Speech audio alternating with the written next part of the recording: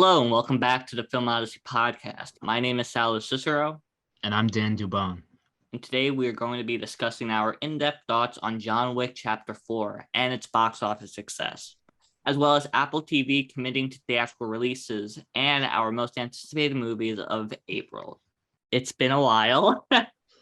Yeah, a lot has happened, I think, since our last episode we did. Lots of movies have come out, a lot of good shows, a lot of good news for entertainment for the most part, unless you're a superhero fan. But today we're going to be discussing our thoughts on John Wick Chapter 4.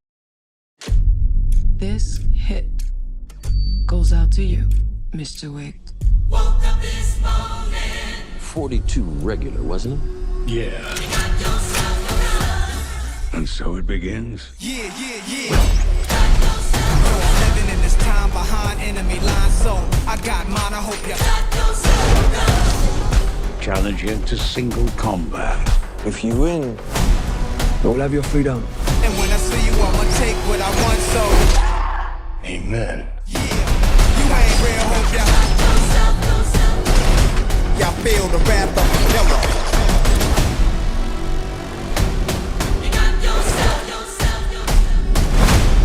Many try, many die. If you wanna war, get it bloody. Step up on your ego. Come on. The only way John Wick will ever have freedom and peace is in death. Yeah. Not really. And for action fans, I think this year has so far started out good, I'd say. What about you, Dan? Yeah, I think everyone, including myself, has been, anticipating John Wick Chapter 4. I mean, I did get into the franchise until, 2019, right before the third movie came out. And I binge watched, the first two right before the third came out, then I saw the third. Then I, instantly became a fan of the franchise. I think, the role was tailor fit for Keanu Reeves. I really can't see any other actor in the role at all. Totally agree with you. Yeah, and this fourth movie was really great. Easily the best movie I've seen so far this year. I'd say for this year so far, this is my favorite of the year. The John Wick movies, to be honest, I'd say a lot of people I know still haven't seen them or kind of just are like, I gotta, catch up on them, or, I've been hearing about them. And for me, the movies, I heard about it in 2014, of course. I mean, the trailer, it made it seem like a guy loses his shit because someone killed his dog. Of course. Yeah, it looked like your stereotypical, revenge action movie that we've all seen done to death. Afterwards, critics and audiences were going insane about it. And then next thing you know, I'd say 3 years later, we got a sequel, and I watched the first John Wick, and I thought it was excellent. And then Chapter 2, I saw, and probably my least favorite of the franchise, but it's still enjoyable, and it leads up to what eventually comes, later on. I think the third movie is what catapulted the franchise to where it is. But this fourth movie even goes further. When we're talking about this, there's obviously going to be some spoilers, so if you didn't see the movie yet, stop watching now. I guess we should start with the ending, because I feel like that's kind of the most controversial part of the movie. Yeah, in my opinion, I don't feel like it's so, controversial. I mean, for lots of people have mixed feelings about it. For me, I really don't. Yeah, I mean, I've seen some people say, this ending makes no sense. Why would they do this? But and I initially felt that way too, but then when I start to think about it, I'm like, I think this ending actually makes sense for the John Wick character. How else would it have ended for him? I mean, I think people have to be realistic a little bit, but I feel like, because I thought to myself that if anything, this movie's gonna be almost 3 hours long, so if they're gonna treat it like anything, I feel like they're gonna treat this like the finale. But if they were to make a John Wick Chapter 5, that whole movie would pretty much be like an epilogue to the character. Or it would be like he's just in the movie, but it's not really centered around him. Yeah, and I mean, to be fair, this movie, there were a lot of side characters, and then this movie didn't necessarily center around like John Wick all the way. But it always went back to John Wick, just like example Into the Spider-Verse. It centered on a lot of Spider-Man, but it always came back to Miles. Yeah. But yeah, I mean, I was actually surprised with the ending because I heard like discussions for Chapter 5, so I'm like, I didn't expect him to, die at the end of this movie. This ending for the character makes sense, and I'm sure like Chad Stahelski doesn't want to spend the rest of his life making these movies. And I would say it doesn't hurt to make one last film, especially feeling like I think it's better if they make one last film knowing that this is it, like this is the finish line, because then it will kind of like hype in their mood a bit and be like, okay, this is it, let's make this one special because this is like the grand finale. It would really help for Chapter 5 to be made. Not at the moment, of course, but I'd say probably after a year or two after Ballerina comes out next year, they should try to make a Chapter 5. I mean, I'm not sure. Unless it's a prequel, I don't really know how you would do a Chapter 5 without making it, like, completely unrealistic. Maybe make it like The Godfather. I guess, yeah. That could be interesting, but who knows. So from the opening scene of this movie, I was just, like, I knew I was in for something special. It was great. Like, the action in this movie, easily the best I've seen in any movie since, I think Mad Max Fury Road is probably the best comparison, honestly. This is a side note, but I also find it funny how all 4 movies literally take place like in the span of like 2 weeks. Pretty much, yeah. I think they all pick up like the day after the previous one ends, which is kind of crazy. It is funny because the first movie, at the end of the first movie, it was like he got a new dog. The second film, the beginning of that, he then was taking on other guys, like I'd say like maybe a day later or whatnot. I think it was taking his car back at the beginning of the second.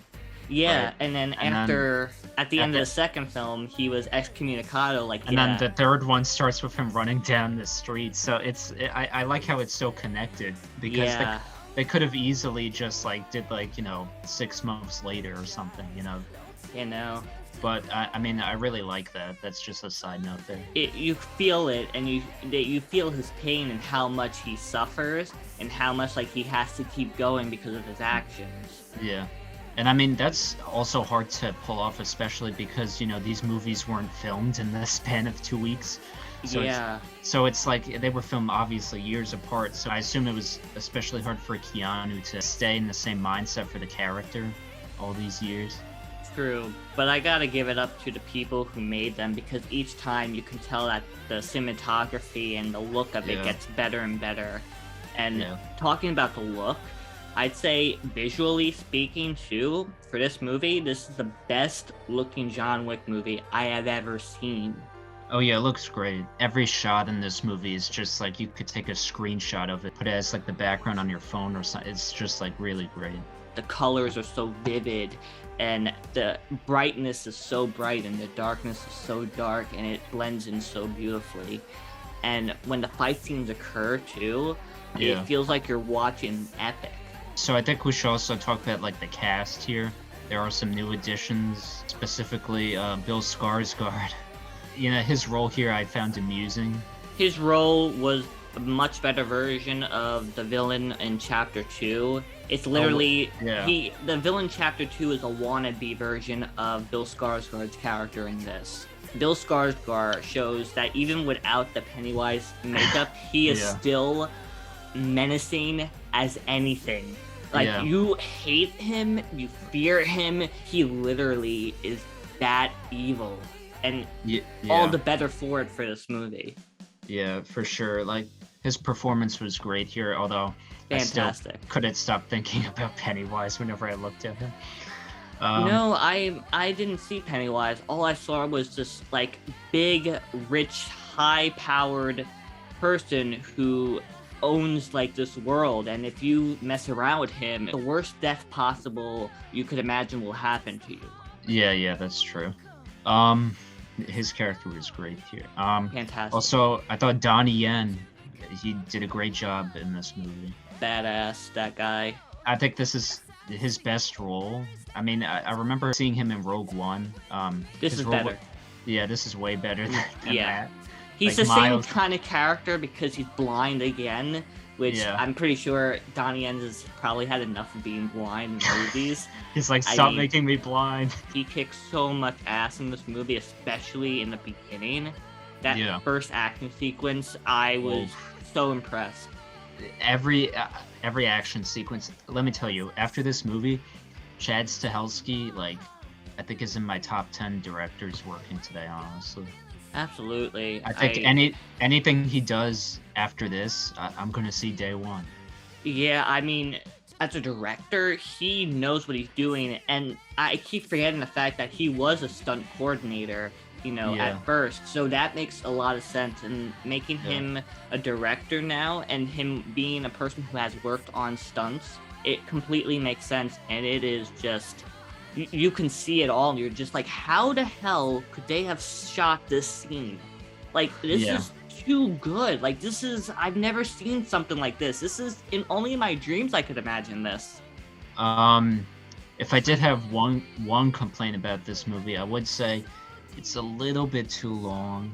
I did feel like some scenes could have been maybe cut a little bit, and I did think it was kind of a missed opportunity not to bring Halle Berry's character back from the third movie. I didn't really miss her character here. I really didn't. I mean, John Leguizamo was in most of them, except for maybe the third one, and he wasn't even in this one either, and I didn't miss him either. Oh, true, but I mean, I don't know. Maybe that's just a preference thing. The runtime for me, the structure is so different here that you could understand why it's long. I mentioned this in my review. You could definitely tell it's a long movie. But can you feel that it's long? In my opinion, no. You really can't, because you're just so invested in the character and what's going to happen and the next action sequence that could occur and how this whole story is going to conclude. You're just really invested in all of it. So I'd say for the runtime, that's not going to be really your biggest issue or even an issue for you.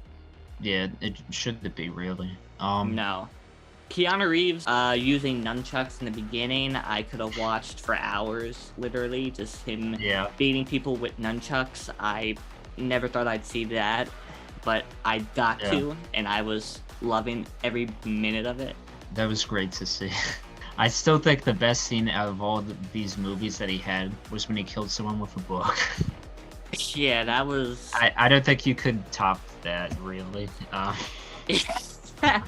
Yeah, I don't think so either. I mean, he used a pencil, but the way he used that book is more impressive, in my opinion. You're not even safe in the library anymore.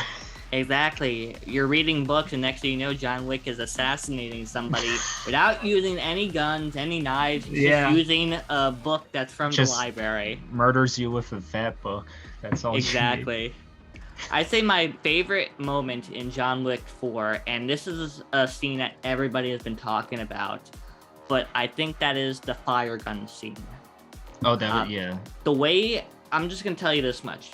Not only was that scene impressive of just that whole weapon in general and him using it, but how that scene was filmed, I was in my seat in the theater just completely in amazement for like that whole scene. I could not believe. I was like, they're just topping themselves more. Just who knows what's gonna happen in the next scene? I don't know. Like I've never been more amazed with a movie with its action ever, especially in a movie theater. I can't remember the last time I was this amazed by the action in the movie theater specifically. Like even Mission Impossible hasn't gotten me to this hype. Yeah, I liked what was the last Mission Impossible, I think Fallout it was called, but it was nowhere near as good as this, in my opinion. I am curious to see the new Mission Impossible coming out this year, just to compare these two movies and see which has the better action. I feel like somehow Tom Cruise is gonna beat it, because he's not using guns, he's using his body. I feel like he's gonna do something completely insane that people will just be talking. Like he's gonna like jump out of an airplane riding a motorcycle. I also want to talk about another character in this movie, and that is Mr. Nobody, played by Shamir Anderson. I believe that's how you pronounce his name. If not, I apologize. he, like a lot of people have been saying, his character is very interesting. And of course, he's like one of the people who's also trying to target John Wick for money, but there's a twist to him. And like I said again in my review, and I wasn't so specific, but here I'm gonna be. He's kind of that person where you have to really be careful with how much money you're gonna put. Because if you're gonna put 20 million, and if that's not what he wants, he will make you up it. Like, he won't kill this guy unless it's money he wants. Yeah, I found this character really compelling. I like this character. I like the scene with the dog too. At first I thought that was a little bit stupid, but then I had to think about it of how this whole franchise started. And I was thinking, yeah, that makes a lot more sense. With the fact that he saved Mr. Nobody's dog, and that kind of earned the respect. Yeah. Which I liked. I appreciated that scene a lot. I'd say my problems with this movie, as much as I love the third act, and I mean it, the third act, the whole sequence with the cars and being run over, I mean... Oh, that was great. And as much as I love that scene, and I do, I will say, if John Wick, the front door to his car is broken, like he's got no front door. Meanwhile, he's right out in the open for 5 assassins who are right literally, like, close to him, shooting guns, and they can't target correctly. Must be the worst assassins in the world. That just seems way too fake to me. And I also feel like the whole thing with Donnie Yen's character kind of helping out John Wick. The movie makes it seem like everything is at stake. And I feel like they went a little bit towards the safer route. And that whole partnership kind of didn't seem earned to me. And it didn't really help the movie out, at least towards the end. The post-credit scene confused me. I was like, what is this setting up here? Is this, are we gonna get a spin-off? Speaking of spin-offs, I guess now we could talk about what the future of this franchise will be. Now that I assume, John Wick, the actual character, is gone, right? Well, as we were gonna say, its box office has been very impressive. Yeah. I think the first movie in the franchise to literally have a box office breaking record, and due to that, Lionsgate now is thinking about making Chapter 5. I think it depends. I think they should make a Chapter 5. I feel like that would be more earned, because with Chapter 5, that was initially supposed to be the last film, and I feel like they should still do that. Yeah. But like I said again, make Chapter 5 much more of like an epilogue, and if it's not even centered around John Wick, that would be okay. Although I did read an interview with Chad Stahelski recently where he confirmed his John Wick story is done. So I'm not sure if he'd want to even come back to make a 5th movie. And I don't think Lionsgate would want to make another one of these movies without him as the director, because he's a big reason why they worked in the first place. So Keanu Reeves has said never say never to him being John Wick again.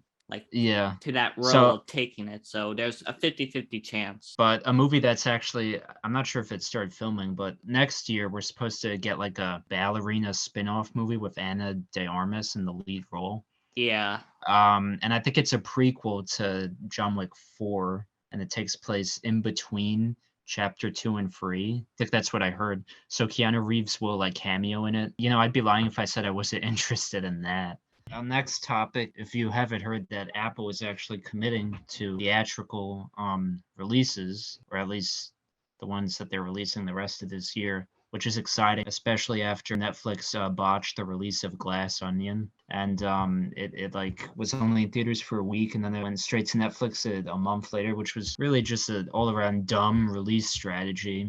I think one of the dumbest I've ever seen. So I think Apple, this is kind of shoving a middle finger in Netflix's face, being like, hey, we're actually making the right move here. What are your thoughts? For now, I think it's a good idea. For one, this could maybe be an opportunity for Apple to have their own production company that they use for the theatrical release. And then they could make it where they have their studio. They make it Apple Studios or whatnot. And that's their theatrical distribution company, as well as, since they're working with Paramount for other movies. But that could be one thing they do. And then for Apple TV, which is their streaming service, they could take their movies that they did part with Paramount, and they could put it onto their streaming service, officially an Apple exclusive, while maybe Paramount can also use that to then make a physical copy of it. Yeah.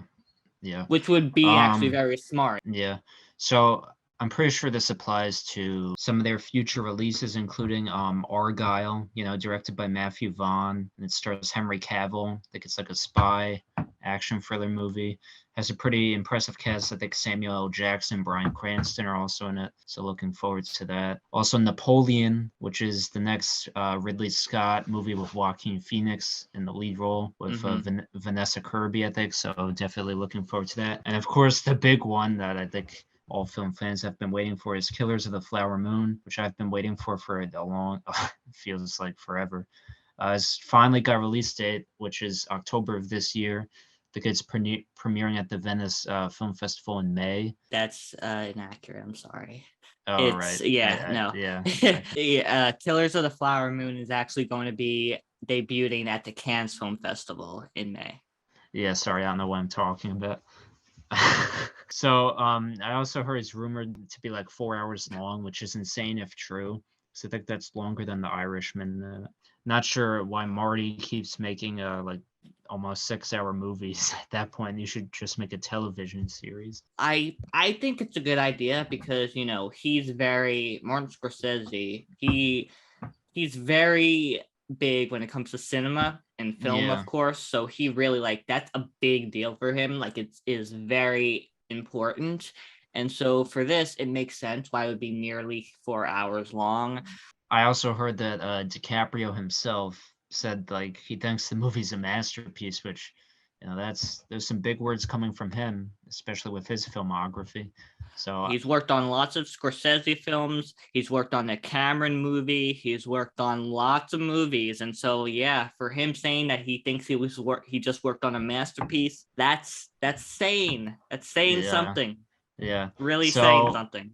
Really looking forward to that movie. It's my number one most anticipated movie for the rest of this year. So looking forward to that. Looking forward to seeing Apple get more into the theatrical release game. If it goes well the rest of this year, maybe they'll actually commit to it fully. Who knows? I think that maybe instead of making something, because right now it's just Apple TV, they might make it where Apple TV will still stay, but then they'll create something where it's maybe Apple Pictures or Apple Studios. Which would be very smart. Yeah, it would be. Just have to wait and find out on that. Yeah. But I think it's a good idea. I think it's very smart from them. Netflix, of course, is just an abomination. Listen, most of the stuff on Netflix is geared to people with short attention spans. All right, so now we're going to go over our most anticipated movies of next month, which next month starts tomorrow at the time we're recording this, which is April Fool's Day tomorrow, which I completely forgot about until right now. But anyway, so number 5 for me is the Super Mario Bros. Movie.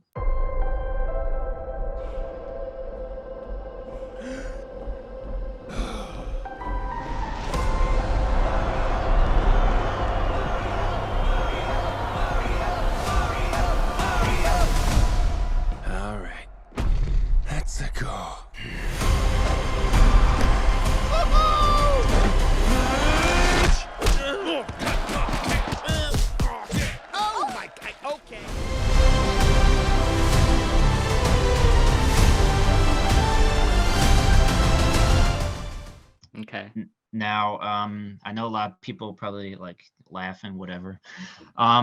Listen, you might think this movie's for kids, but I guarantee you a majority of people who see this movie will probably be adults. Because surprisingly, a lot of Nintendo fans are adults. But I am interested in this movie, not for the controversy with the stupid Chris Pratt voicing Mario stuff, but I actually have nostalgia of playing Mario games from when I was 14 or 15.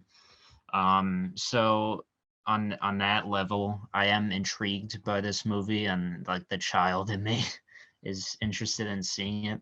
I have no idea if it's going to be good or not, but I mean, everything I've seen from the trailers and promotional material I've liked, so I'm looking forward to it.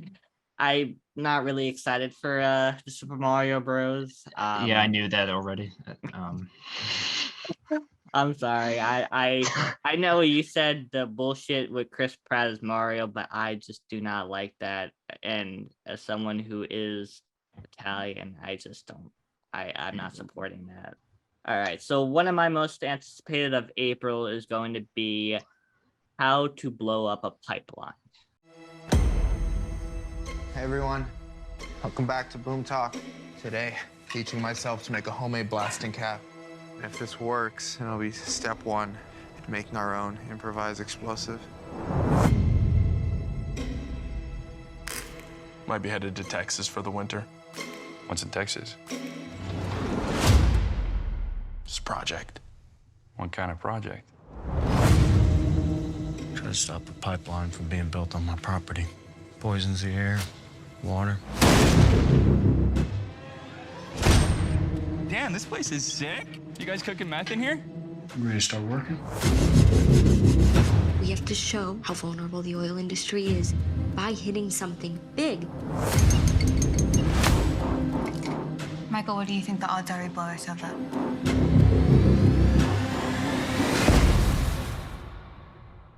I don't really care. Oh shit! I didn't expect you to say that. Yeah. So That looked interesting to me, but I wasn't sure if I wanted to put it on my list or not.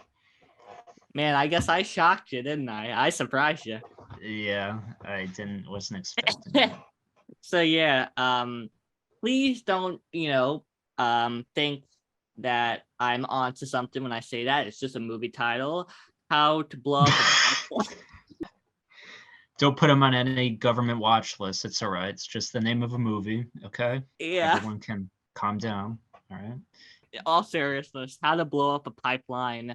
That's by Neon, the company who did Parasite, Portrait of a Lady on Fire, and most recently Infinity Pool, directed by Brandon Cronenberg.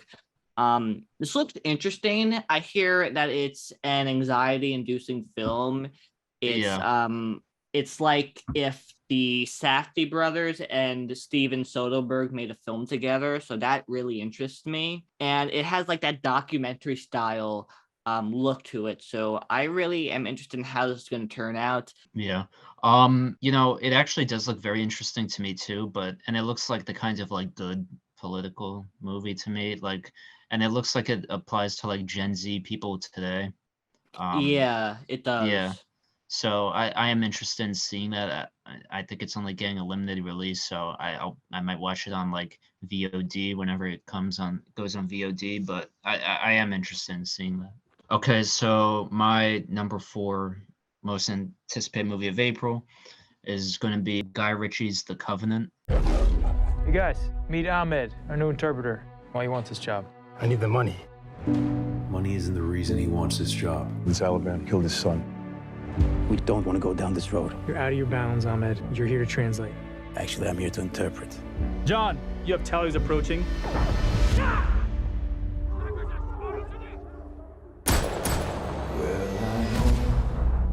The interpreter saved my life, and now I have to go save his. Ahmed ended up with a price on his head from the Taliban. We can't intervene. I am gonna have to get him out myself. I'm looking for Ahmed. I'll give you a full set of tools, but you're gonna be alone. You gotta adapt. Use what you got. I am going to get that man and his family out. I'm actually surprised I put this on my list because, in general, I'm not a big war movie person. However, I am a fan of Guy Ritchie as a director, and I do like Jake Gyllenhaal and almost everything he does. The story, based on the trailer, does seem a little bit cliche, I guess, but I mean, it does seem like Jake Gyllenhaal will make this like more than just another forgettable generic war movie, and I think Guy Ritchie, he doesn't usually make like bland and boring stuff, so I am interested in seeing it. The only Guy Ritchie movie that I've seen really is The Man from U.N.C.L.E. that came out in 2015. Yeah. Not that I have no interest really in Guy Ritchie. I do have an interest. But did you see Aladdin? He directed it. No, I didn't. Oh, okay. The Covenant does not look like anything Guy Ritchie's done before, but I don't know. If it gets good reviews or people have good things to say about it, maybe I'll give it a try. But war movies are just not my thing. Yeah, I mean, I'm gonna be honest. If Jake Gyllenhaal wasn't the lead, I don't think this would be on my list at all. Understandable. He is a good actor. He's very interesting. Yeah.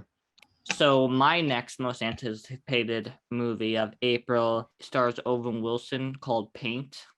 Our goal is pretty simple. I want to help you get what's in here and just splash it onto there. Don't worry, it's not rocket science. It's harder. Thanks for going to a special place with me, Carl Narkle. Cut it.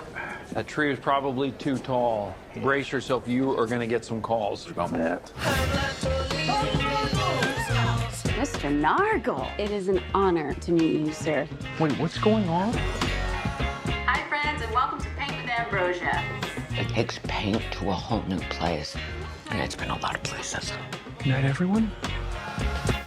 My next most anticipated of April is going to be Paint, starring Owen Wilson, distributed by IFC Films. Yeah, that looks interesting. Yeah, IFC Films, the last movie that I remember they made that was a big, big success was Richard Linklater's Boyhood in 2014. And so Paint... That was a long time ago. Yeah, I know, right?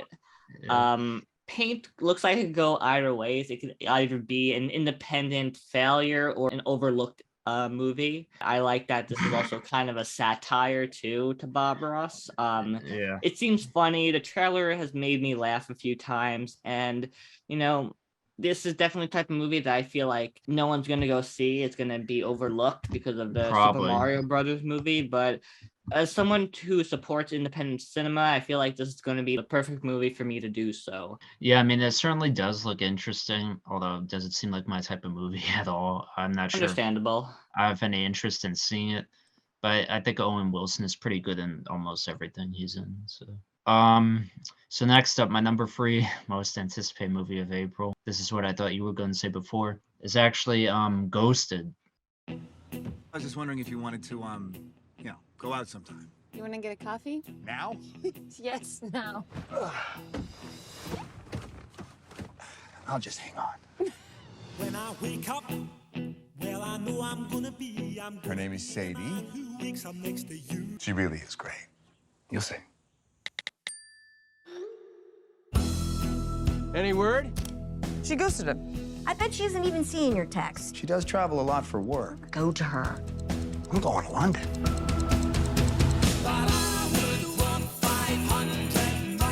See, you get it. It's a grand romantic gesture. Yeah, that is amazing, mate. 5,000 miles to surprise a girl who you've only met once, especially if she's the one who ghosted you. No, she didn't ghost me. She just doesn't have an international calling plan. Oh, right.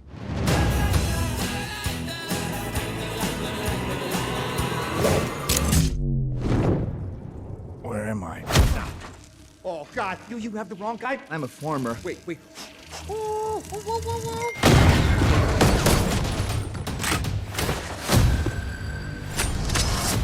I completely forgot about that movie. I almost thought I never heard of it for a second. I don't know if this movie will get a lot of attention because Apple is releasing. I feel like if this was a Netflix movie, it'd get way more attention, but you know, maybe it's better that Apple is distributing it. But anyway, I mean, it's kind of like Mr. and Mrs. Smith. It's like it's been done before, but I think that what's really gonna make this stand out is obviously Chris Evans and Ana de Armas. And this isn't their first time working together either, since they were also in Knives Out together. I mean, the chemistry should hopefully be good. And Dexter Fletcher is directing, and he last directed Rocket Man. Oh, I didn't know that. That's interesting, even if the premise does seem, overdone. I think the cast will make up for it. My second to last most anticipated movie of April is going to be Renfield. Mr. Renfield, welcome. I am the action. You will make a very good assistant. assistant. No! He's evil. We will protect you! You have the word of the most trusted institution on earth, the Catholic Church.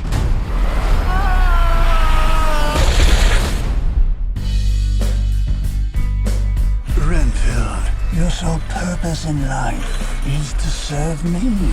Now, let's eat. I just want a normal life again.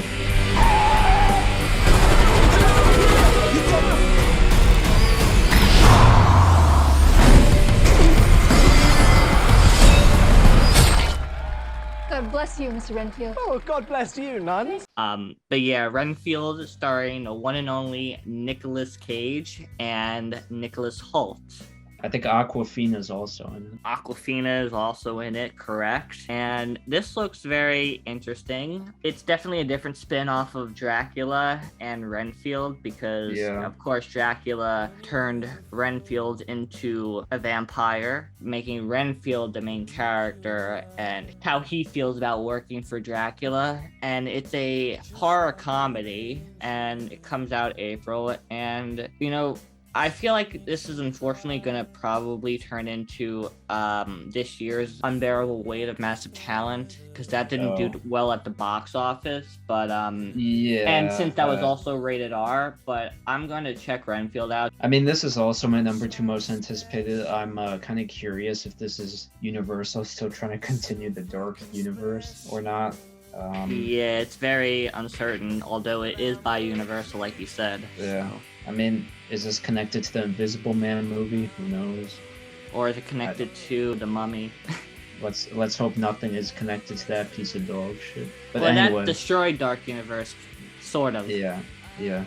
But anyway, I'm mostly looking forward to this for Nicolas Cage, who has had a huge comeback within like the last 2 years. Unfortunately, I don't think this is going to blow up the box office. I'd be surprised if it makes a lot of money. Yeah. But it does look interesting. You know, I also like Nicholas Hoult as an actor. He was great in The Menu, which I last saw. And Chris McKay's directing, who did the Lego Batman movie, which I also really liked. All right, so I think we probably both have the same number 1. So, my number 1 is Beau is Afraid. I am so sorry for what your daddy passed down to you. But I wanted a child, the greatest gift of my life.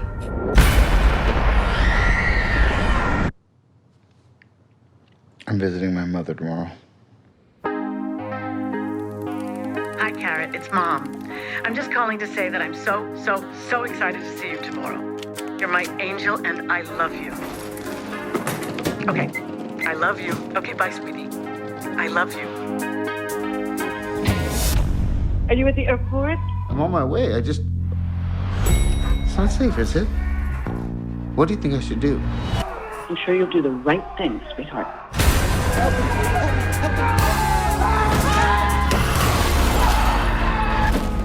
The next Ari Aster movie. Everything about this just looks very intriguing and interesting to me ever since like the first story details and like marketing came out for it. I think Ari Aster recently came out and said it's like this movie's the story of like inside the mind of a loser, which it definitely gets me more interested. I like how Joaquin Phoenix is taking on these more interesting roles now with this and Joker. Unfortunately, there's been like zero marketing for this movie, so I'd be surprised if this gets a lot of attention. I don't know how you would market this movie, but you know, I am interested in seeing it.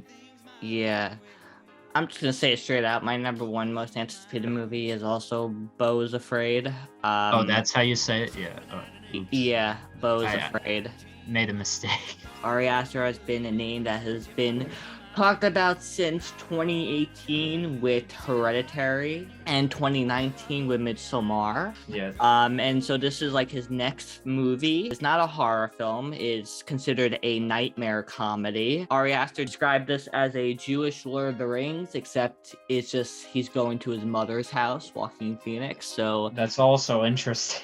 Very, very interesting too, which I gotta tell you, 2 hours and 59 minutes, I could understand he's calling it The Lord of the Rings. It's very long, and I'm very excited for it. The marketing has actually, I've been looking more closely into the marketing, and it is weird. Just like this movie and Ari Aster and A24 themselves, to be honest, the only way you could possibly see the marketing, and at least for now, it doesn't seem like it's entirely connected to the movie. If you go online to TikTok or Instagram or Twitter or whatnot, and you type in MW Corporation, it has something to do with Beau is Afraid. There's fake advertisements about like a corporation and about making the world a better place. It's like the slogan is perfectly safe. You can get merch on it. I'm not trying to sponsor it or anything. I'm just trying to tell you all that, you know, I've been looking more into this movie and like the marketing, because this is A24's biggest budgeted film, $60 million. And that is very big, since they don't even go nearly as close to that budget for any of their movies. Even Everything Everywhere All at Once. They're also trying to put it in select IMAX theaters, so that kind of makes a little bit of sense. I love Ari Aster. He is one of my favorite filmmakers of all time. Hereditary is probably one of my, if not my favorite horror movie. That film just completely changed the game. With this movie being very different, I'm excited. You know, I discovered Ari Aster from Midsommar with Florence Pugh. That's how I discovered him as director. And, you know, he's really great. So definitely my most anticipated movie of April as well. Thank you so much for listening to our podcast. Please like it. Follow us on Instagram, Twitter, YouTube, and check out our website. We have a lot of good stuff there. I recently did a review for John Wick Chapter 4, so I highly recommend checking that out. It's a good read, and we'll be back very soon.